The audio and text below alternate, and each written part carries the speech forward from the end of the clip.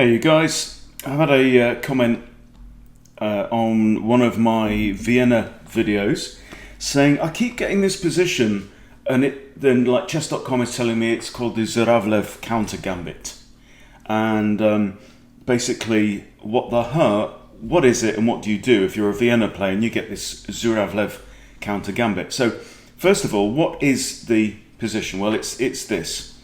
So you can look this up on chess.com.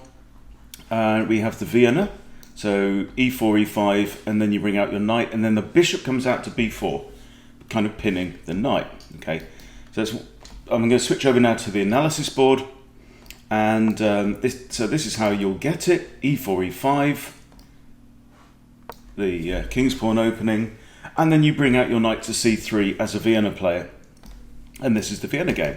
So this can go lots of ways, and for example, if the bishop comes out here, you bring your bishop out likewise. If the knight then comes out, you can play this queen trap line, which is interesting. If this knight comes out, you could very well play the f4 line. If your opponent makes the right move with d5, I think you can kind of take the pawn there and then bring out the queen. Lots of interesting things. I'm absolutely loving the Vienna game, and I want to marry it and have its children, basically. So don't expect any other alternatives openings for white for some time, because I'm just having too much fun. And you know what, guys, if you think, do you know what, I'd love to know more about the Spanish, right, the Relopez, or the Italian or Gioco Piano or whatever, why don't you become an expert in that area, and then you make your YouTube channel and you share really great in-depth videos featuring all the traps and the theory and stuff like that on your pet opening that you like, and then everyone does better. I think that'd be a really good idea. Anyway, so and by the way, if you want me to kind of do a demo of how I make my videos, you know, what's my setup and stuff like that, then I'm happy to help with that. So now this thing, now I don't know why it's called a counter gambit, right? I understand that the principle of a gambit is like, for example, if you get the Queen's Gambit, yeah. So this is a gambit. White here is saying, here, take this pawn. I'm sure you'll be fine, right? And black very often goes, nah, I'm not taking the pawn, so I'll just decline the gambit that way, or they might play the Slav and decline it that way, right? But there's another alternative, which is to say, for black to go, all right, here's a pawn. And white goes, what the, huh? I just offered you a pawn, and now you're offering me a pawn. This is the Albin counter gambit, and it's really kind of cool. Okay, and if it takes, you've got this all funky line. This one, I don't see how this is a counter gambit at all, but if you can explain that to me, please feel free, because A, white hasn't gambited anything at this point, right? And B, neither has black. So it was not even a gambit to counter. So go figure. I don't know what's going on here, you know? Anyway, so point is, what do you do?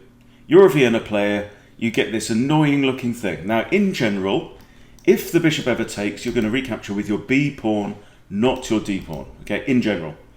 And what reason for this is, let's say, you know, okay, so we do something, bishop takes, pawn takes, knight comes out. You've always got, for example, d4 straight away, okay?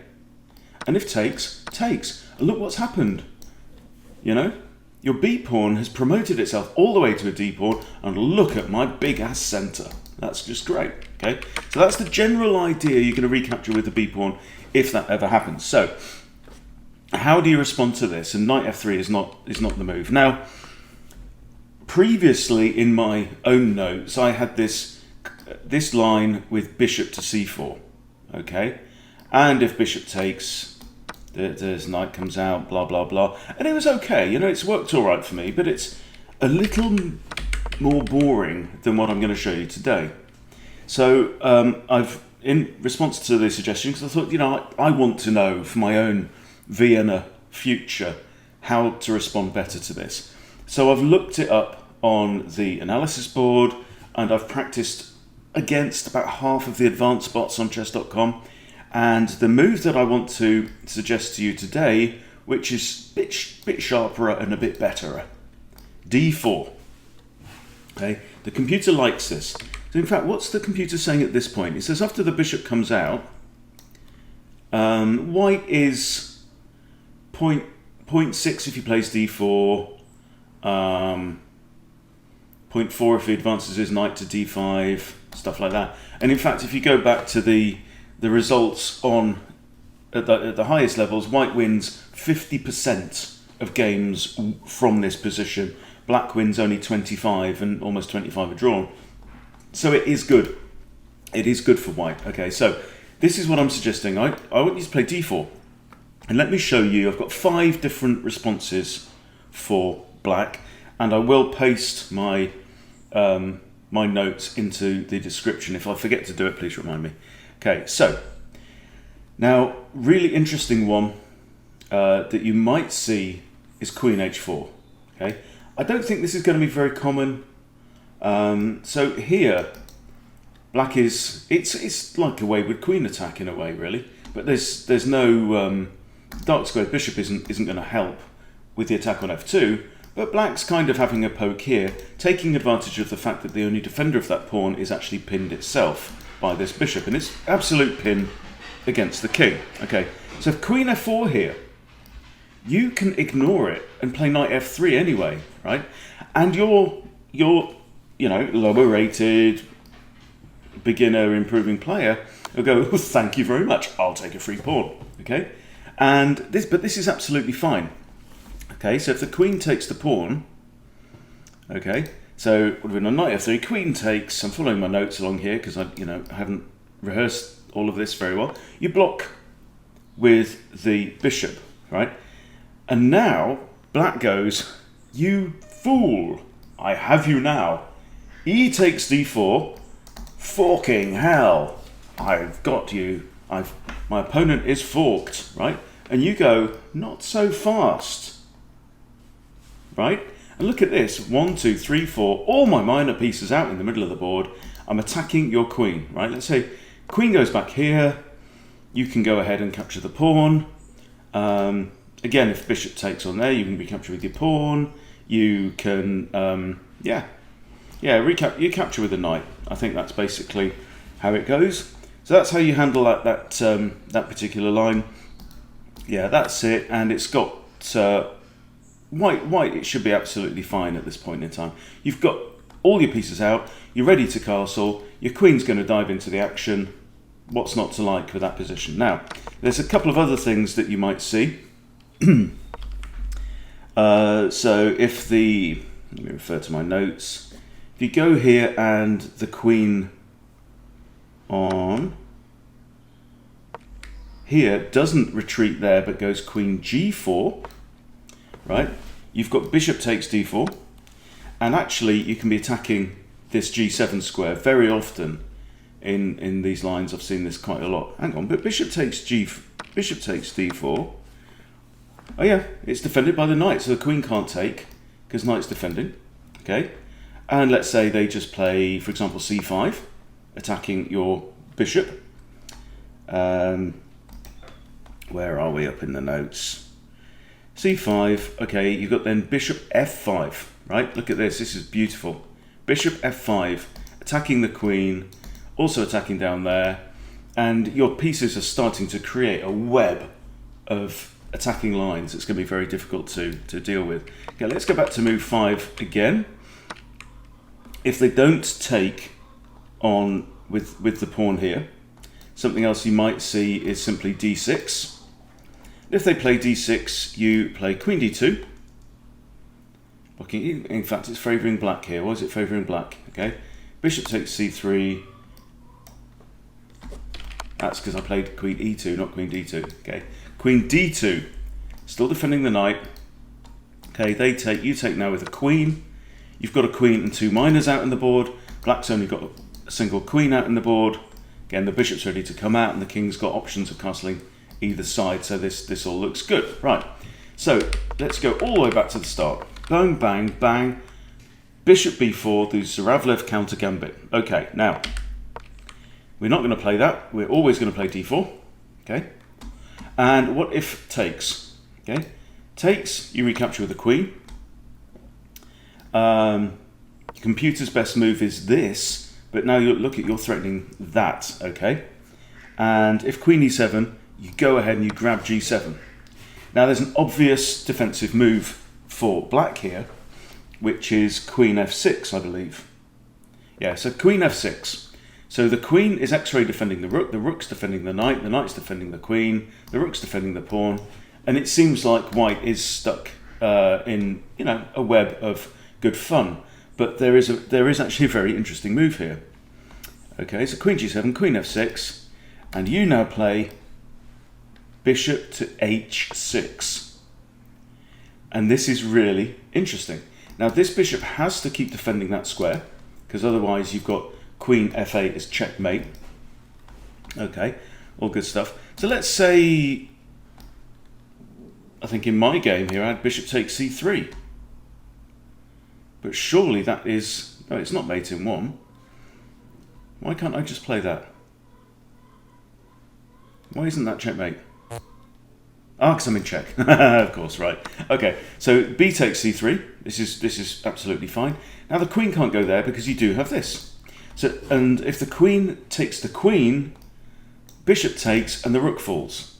Okay, so actually it's better for black here to capture the bishop and try and save the rook. But I mean, I say better, it's still absolutely horrible. Okay, let's go back to the start. So that's that line. So you're okay that way. e4, e5, knight c3, bishop b4, the Zhuravlev Countergambit. So now you play d4. So we just looked at e takes d4. There's just that one line in that. It's going to be fairly common, but you know, black is just giving you free development for your queen. If he does that, not great. Okay, so what about knight c6? Right, there's a couple of lines in this. Knight c6, you go ahead and you take the pawn. Right, now you might see this. You might see knight takes the pawn, but this would be bad. This would be bad, right? Because now you can play queen d4, attacking both the bishop and the knight and getting free development. So there's a couple of things that black can do. He might drop the bishop back to here. So the bishop's defended by the pawn, and the bishop in turn is defending the knight. But he's really wasted a move now. He's had to move his bishop twice. You can probably develop maybe bishop out to here, something like that. Put more attacking on the knight. Still got threats against g7. You've even got f7, f4 ideas. If the knight moves, you've got queen takes g7. Yeah, and this bishop's still free to come out to this square as well. So that's not bad at all. So d takes c5. Now, if the knight doesn't recapture the pawn, the computer tends to play this move, pairing the knights together, which can be okay. So that's knight e7. You just go ahead and play knight f3 and defend this pawn from the knight. There's a couple of questions again. Now, if knight takes e5, okay, don't know if you'll see that. Don't know if you will. Hang on. No. Yeah, that was the previous move. Do apologise. Okay. So, what are we doing? What are we doing? Stop it. Okay, it's getting confused. Okay, so this move, we've done e takes. Knight c6. You take the pawn, right? So, sorry. This is the thing. If knight takes e5, yeah, so you've got that. Now, there's an alternative here. What if the bishop takes now? Then you can only recapture with the b pawn, and this might look a bit kind of weird, but white is actually better in this situation. Computer's got white around plus 0.7 already at this time, and part of the reason is these bishops are nice and free, okay, to come into the board. The queen's free to come in. There's nothing holding white back. Yes, he's got these two doubled and isolated sets of pawns, but in compensation for that, he does actually have a lot of immediate control and a lot of control in black's territory as well. So that ain't too bad at this point in time. So after b takes c3, there's three kinds of lines that you can say. So knight e5, you go f4 and attack the knight.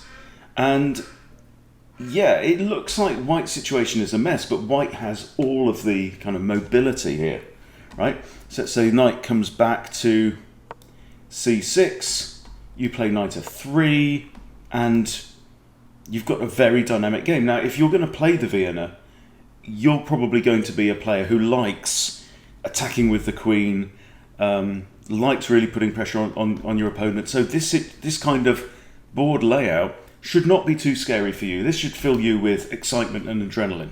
Okay, now let's go back and say the knight doesn't take the pawn there. What else might you see? Well, the computer's tried this one, d6, and if they do that, you just take off.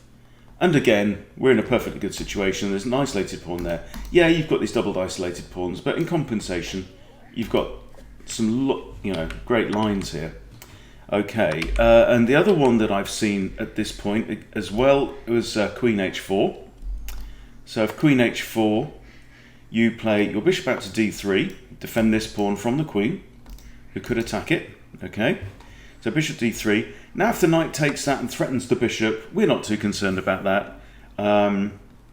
Knight takes c5, you bring out your knight, threaten the queen, and you're pretty much going to force this.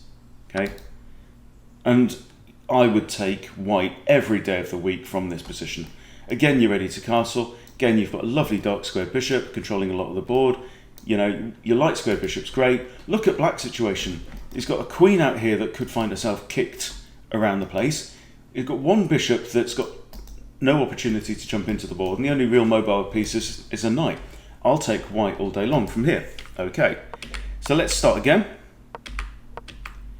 Okay, Zhuravlev Countergambit. We play d4, okay?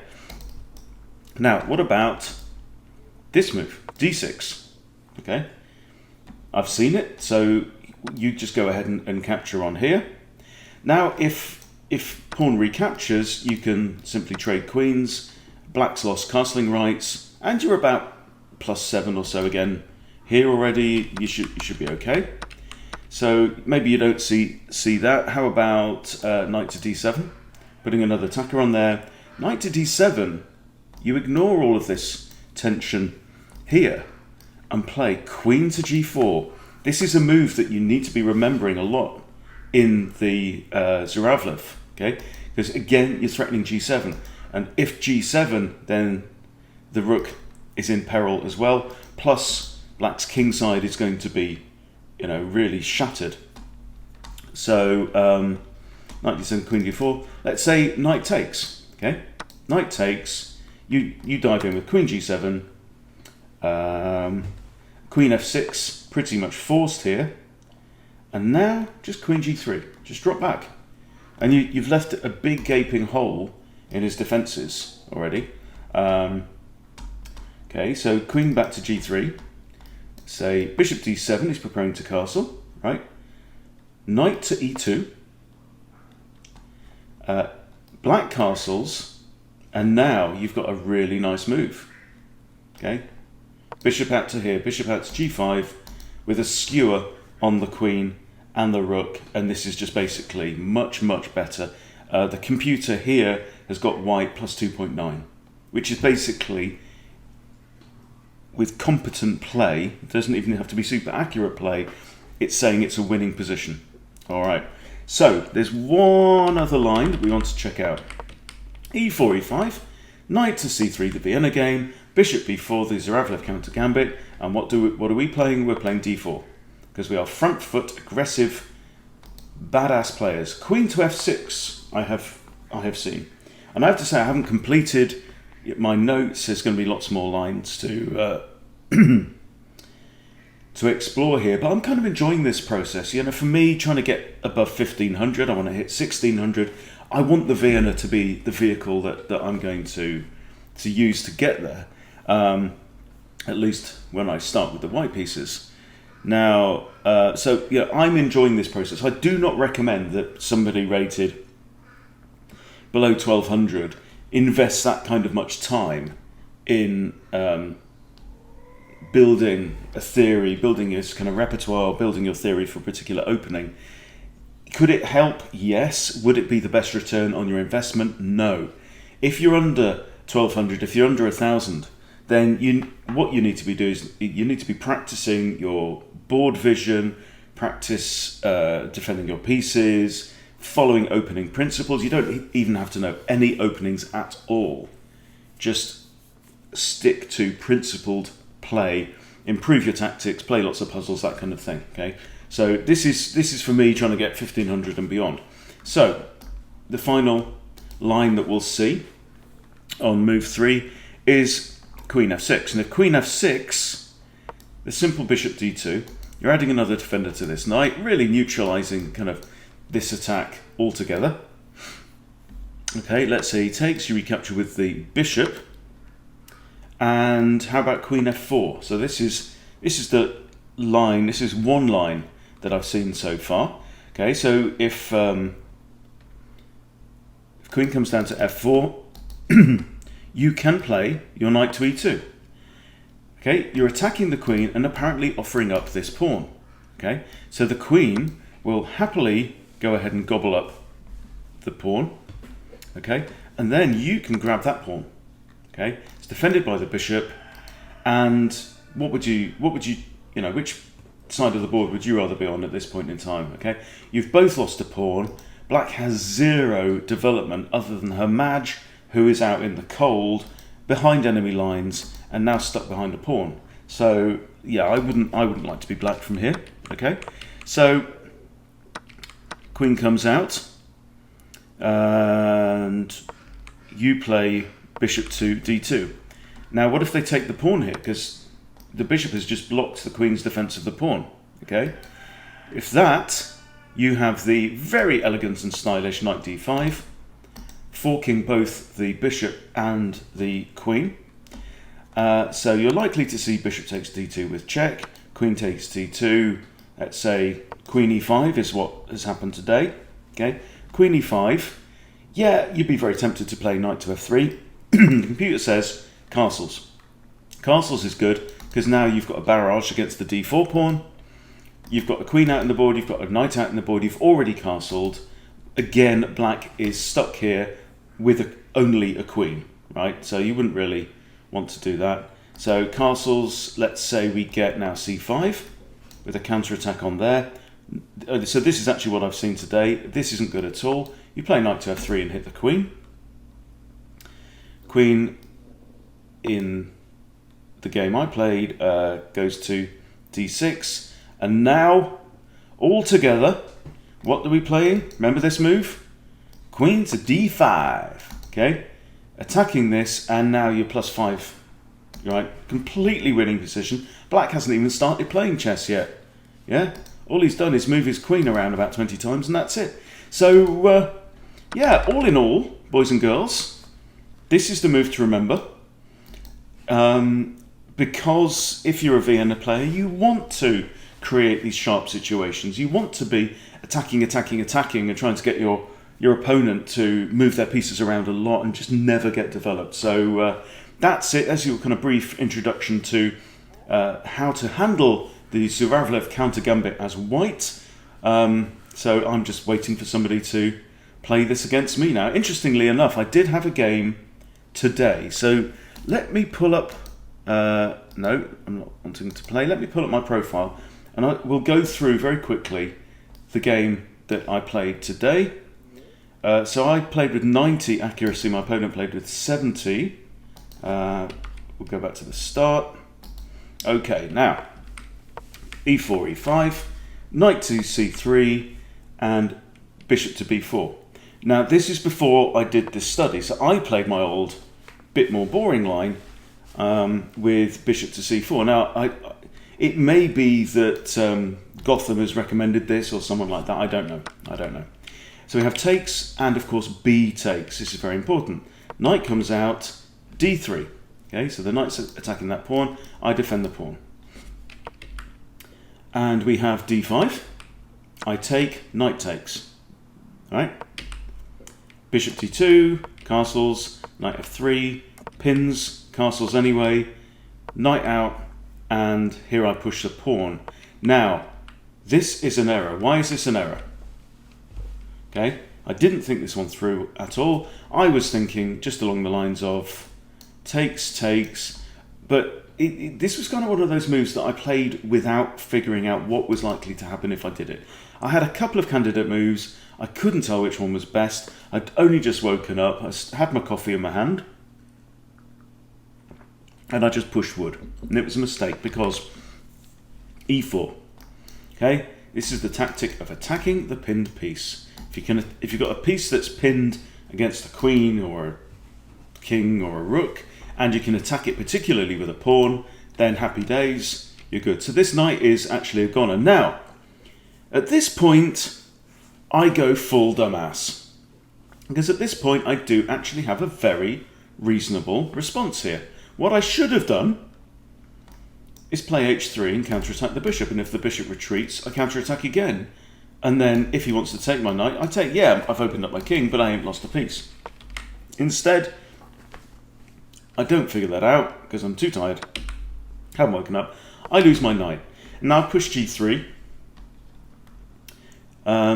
There's no dark squared bishop. Now, in theory, this light squared bishop maybe could come round. I don't know. You know, if I was black here, I'd be thinking about pushing up with the h pawn and trying to cause some trouble here. But we'll show you the end of the game now. So he attacks my bishop. I retreat. Pawn push, pawn push. Now I thought this was really clever. Okay. Because I thought, because I saw this, right? Now, if I push my pawn forward, I'm attacking their knight, but look, I've got a discovery against this one. However, at the point that I noticed that, that particular tactic, with the double attack, which would have been absolutely crushing here, you know? Look, got really excited, I'm going to win my knight back, yeah? But I didn't notice that my opponent just played c6, thereby creating a discovered defense by his queen on the knight on a5, right? And this is why you have to tell the story of what's just happened, right? What just happened? Why did my opponent play that move? What is now defended that wasn't defended? What's now not defended that was defended? All that kind of... It's right there, guys, right there on the board. And Donkey here missed it, okay? And pushed c4 anyway, thinking, haha, how clever I am, you know? I'm going to win material back. Okay. Now, fortunately, my opponent was also in full donkey mode and decided here to capture the pawn on c4. Right? I don't know why. He could simply have retreated his knight away and I think he'd have been fine. But he decided to trade his knight for a pawn. I go, thank you very much, I'll take that.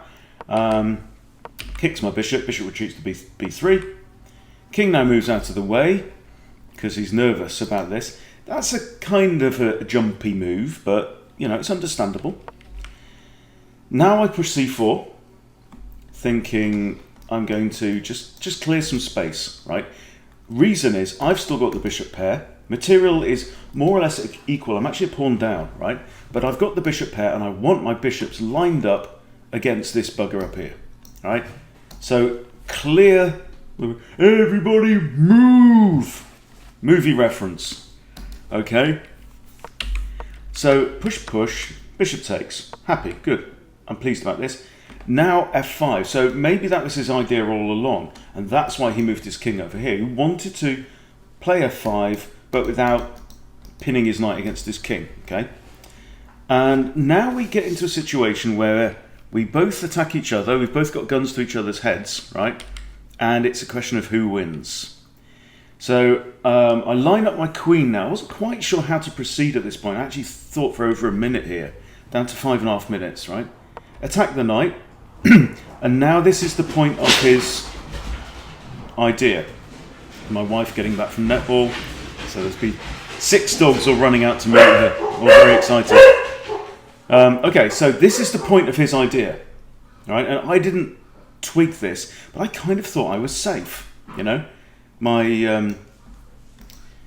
his queen can't easily come in here, and the queen. So, but maybe this is the idea. Somehow the queen's going to find a way into there. Now defended by this pawn. Okay, and so I decide to force the issue by capturing the knight. Pawn takes. Okay, and now look. This bishop is attacking this pawn. The only defender of this pawn is the knight. Eliminate the knight. Bang, bang, bang. And at least that pawn is now out of the way, so he can't now force the capture of this. He could get his queen round to here, to here, to here, and maybe checkmate me, but we'll see what happens. And now he sacks his rook, or sacks the exchange. I recapture with here, and now I'm thinking, this is looking kind of sharp. Queen comes in, and at this point I'm going, I don't see what you've got. It's going to take him 2 moves to play Queen H3, Queen G2 mate, okay? But in the meantime, I've got Queen D5, and now I'm attacking his rook, okay? And also notice that because his king's moved into the corner, the king has no escape square. The king is stuck on the back rank. Queen comes in, it's too late, and this is a blunder. This is my opponent's blunder. Queen takes rook, and the only way to prevent mate is to block with the bishop, but rook e8 is checkmate all the same, okay? So there you go. And but I had to take the rook first. Can't play rook e8 now because if rook takes rook and I've lost, okay? Queen takes, block, checkmate, game over. So, you know, interesting and exciting game all the same, but for me, I like this d4 idea at the start of the, as your response on like move 3 anyway. So I'm gonna be playing that from now on. I'll expand my notes. I'll put the notes that I have right now into the description on the video. So if you are along with me, enjoying the Vienna, following the Vienna, then hope this is useful for you. And thanks for watching, and I'll see you soon.